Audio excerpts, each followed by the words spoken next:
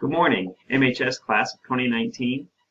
My name is Mr. Dunce. I will be your counselor for the next 3 years as we move you towards graduation. I wanted to make a video today to show you guys around, give you a little orientation to the West Campus, show you some stuff that's going to be important to you as you move on through here the next 3 years. And so I wanted to get started first with a little bit of information about me. And so to do that, I was going to take you on a little virtual tour of my office here so that it's not an unfamiliar place when you need to come down to see me for things. So to get started here first, I'm going to show you up here. This is my wall of fame, which shows you all the students that have given me pictures over the last 10 years. So if you'd like to make the wall of fame someday, bring me a senior picture for that. Down below is a poster celebrating the 2012 Big 12 champion, Kansas State Wildcats. I'm a big K-State football fan. As a matter of fact, in the next couple of weeks here, I'll be going to my 100th consecutive home football game. That's every game since I started college in 2002. So that's pretty exciting. As we scroll around here, it's a poster from the Cotton Bowl. That picture there in the middle is from the Ron Prince years. There wasn't a lot to celebrate necessarily during that time, but one thing that we did celebrate was beating Texas in 2006, and there's me with many of my friends on the field after the game. Scroll past a couple more K-State pictures. There's a picture back here in the corner of Will Honey. I had told him one time when he was a student here that I gave an autographed picture of myself as a white elephant gift one year at Christmas, and so he gave me an autographed picture of himself when he graduated. It's a little bit creepy, so I kind of hide it back in the corner there, but that's Will Honey, former Manhattan High student that thought he was pretty funny. As we keep going around, here's a big picture my brother gave me for Christmas one year of the tip-off between K-State and KU, the year that we beat KU for the first time in Bramlage. It's Michael Beasley, Bill Walker. It's a great picture from one of the best days in K-State basketball history. Pretty exciting there. As we move on, replica banner from the basketball team's 2013 Big 12 championship. That was another pretty exciting thing to happen. And this year's K-State schedule football poster. It's up there. And then finally, down here is my levitating helmet I got for Christmas one year as well. It's a good conversation starter. Everyone's always asking me and amazed at the levitating helmet. It is actually floating. I think it uses magnets somehow. Maybe some of you physics people know more about that than I do. But that's a pretty cool levitating helmet there. So that kind of ends our tour of the office. So I'm going to go through a little slideshow here about some things that may be important to you as you go on the next few years through Manhattan High School. First, kind of a picture of my family here. My wife Carrie is a music teacher in Junction City Elementary Music. We have a 4-year-old daughter named Kaylee and a 1-year-old daughter named Macy. So that's pretty exciting. Keeps me busy for sure. You can see my contact information there. @DunceMan on Twitter is something that I usually get some information out on, so not a bad idea if you use Twitter to follow me @DunceMan. So one of my biggest responsibilities as your academic counselor is to make sure that you meet graduation requirements when you are a senior. So to go over the graduation requirements here, you have to have 4 years of English. You have to take English every year. That's pretty self-explanatory. You got to have 3 units of social studies. Hopefully all of you took world history last year as a freshman. You'll take U.S. history next year as a junior, and 1 semester of government as a senior. So if you add that up, that's 2.5 credits. So that means sometime in here you have to get 1 more semester of some social studies elective. That's either psychology, sociology, cultural and ethnic awareness, global affairs, or economics. Many of you are doing that this year as sophomores. You don't have to. You just got to get one of those in here sometime during the next 3 years. Also, AP European History, some of you are taking that. That counts as your social studies elective. 3 units of science. Everybody probably, hopefully, took biology last year as a freshman. You'll also have to take a physical science 1 year. It doesn't have to be this year, but it could be. Your options for physical science are chemistry or physics or atmosphere and space with geology. So everyone will have to take one of those three options. And then you also have to have one other year of any science. So it could be any of those sciences or other ones that we offer to get your 3 years of science. Math, you have to have 3 credits of math. Hopefully that is Algebra 1, Geometry, and Algebra 2. For the most part, that's what the path that most people would need to take. 2 units of PE, so that's good, get you moving. Fine art, 1 year of fine art.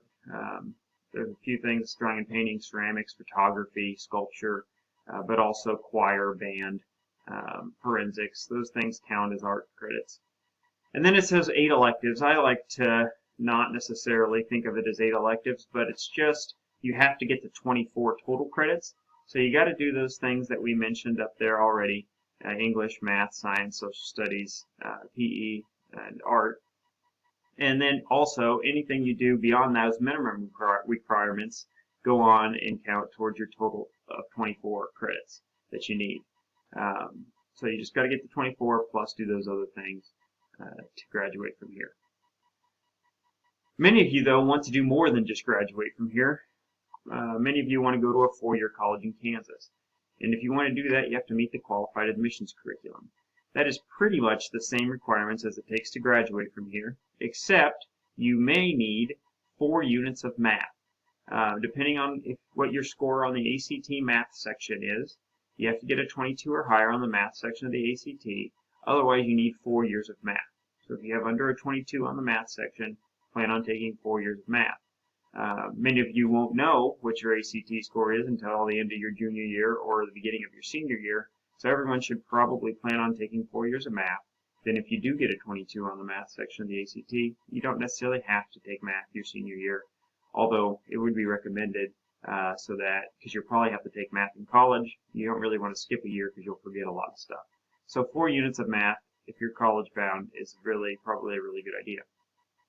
The only other difference between qualified admissions and our graduation requirements is that you also have to take chemistry or physics as your physical science, one or the other. And so if you're planning to go to a 4-year college, plan on taking chemistry or physics before you graduate. Other than that, the requirements are pretty much the same to go to a 4-year university as they are to graduate from here, besides the math and the science. So that's important. I'm going to meet with each one of you individually here in the coming months, and I'm going to ask you what you're planning on doing. If you tell me you're planning on going to a 4-year college, I'm going to try to make sure that you meet these qualified admissions requirements. Some other things to consider when we meet one-on-one. Tell me if you want to be a State of Kansas Scholar. This is a recognition you can get as a senior. It does pay some scholarship money to some people, but for the most part, you don't get a scholarship out of the State of Kansas Scholar, but you do get a nice certificate in recognition. If you want to be considered a State of Kansas Scholar, you need to do our graduation requirements, plus you have to do chemistry and physics, and also 4 years of math, as well as 2 years of the same foreign language. So that's for State of Kansas Scholar. If you want to be considered a State of Kansas Scholar, that's what you need to do. I missed it as a high schooler because I took 1 year of Spanish and I could not make myself take a 2nd year of Spanish. I just didn't like it enough. And so I missed being a State of Kansas Scholar by the 2nd requirement of foreign language. So if you are interested in that, 4 years of math, chemistry, and physics, as well as 2 years of foreign language. Something else to think about is the NCAA. If you think you might be a Division I or a Division II athlete, let me know that when we meet. The requirements to play sports at a Division I or a Division II school are higher than the requirements just to go to school. So you could easily graduate from here, be going to K-State, and then decide you want to be on the rowing team, and they're going to say you can't because you didn't take enough core classes when you were in high school. So the requirements to play sports: rowing, basketball, there's some equestrian, there's some rifle shooting at some universities. Those are all Division I or II NCAA sports that you could do, but you have to have a higher number of core credits as a high schooler than everybody else if you want to play sports. We also have 16 AP classes here at our school. AP classes are the only way that you can add a bonus to your GPA and get a higher weighted GPA than unweighted. So you get an extra 0.03 for every semester AP class you take, and we look at mostly the weighted GPA when you're a senior to do your class rank and report that. Mostly we report weighted GPA. So the way your weighted GPA is higher than your unweighted is taking AP or college classes as well. Add that bonus on there. Something we just finished up with that you may have questions about is when can you change a class? So we just kind of got finished with changing classes and things. You cannot start a new class after the first week of school. So if you came in and wanted to drop like a business class and take an art, you can do that as long as it's during the first week. After the first week, you can drop a class, but you can only take a study hall. So you have up until the 7th week to drop a class and take a study hall without any penalty. So it would be like you never took the class. If you drop a class after the 7th week, you will have an F on your transcript forever for that class. So you could still drop a class after the 7th week, take a study hall, but you will have an F on your transcript for that class forever. That won't come off unless you retake the class again and get a passing grade, then that would replace the F. A couple of other things that are going to be important here, some testing. This year, every sophomore is going to take the PSAT. We're going to use that kind of to gauge where everybody is academically. So every sophomore is going to take the PSAT. Be looking for more information about that. The ACT is maybe the biggest test you'll take while in high school. It really determines where you can go to school, how much scholarship money you can get based on your ACT score. We recommend mostly that you take the ACT towards the end of your junior year for the first time, and then maybe again at the beginning of your senior year to make sure you get as high a score as possible. You can take the ACT as many times as you want, and schools just look at your highest score. So it doesn't matter how many times you take it, they just want to see your highest score. You'll want to look at doing that here shortly. Next year as a junior or as a senior to get the best grade best score that you can on there. The ASVAB, if you're looking to go to the military, we usually give the ASVAB test up here once a year. So you would want to contact Mrs. Ball to take the ASVAB if you're interested in that. The Compass test, if you want to take any MATC classes on our campus for college credit, MATC wants you to have taken the Compass test. I think you have to go up there to do that. To take the Compass to qualify. If you don't have a high enough ACT score already, you can take the Compass test to qualify for some college classes for free or low cost on our campus. So those are some important tests that are coming up to look at. One other thing that comes up in the counseling office often is the Distinguished Service Program.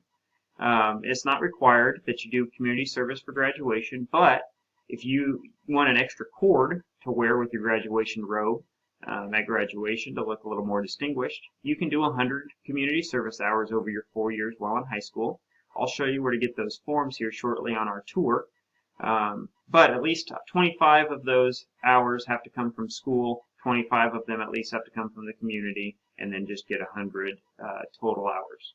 So you get an extra cord graduation. I'll show you where you get the forms to do that. But make sure you turn in those hours during the semester in which you do them, because if you do hours during the first semester but don't try to turn them in until second semester, they're not going to accept them.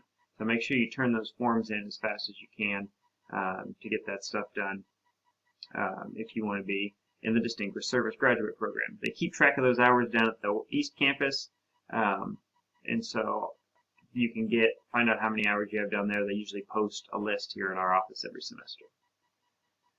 So that's kind of my slideshow orientation. I'm going to take you on a tour of the school next. We just want everybody to graduate and then to you're going to look at in advisories, some things that you want to do after high school, whether that is a four-year college, whether that's a technical college, or the military, things like that. We want to make sure you make the right choices to get you where you want to go. There isn't one right choice for everyone. And so that's kind of our job down here in the counseling office and through advisories to get you where you want to go and do what you want to do. So that's my slideshow presentation here.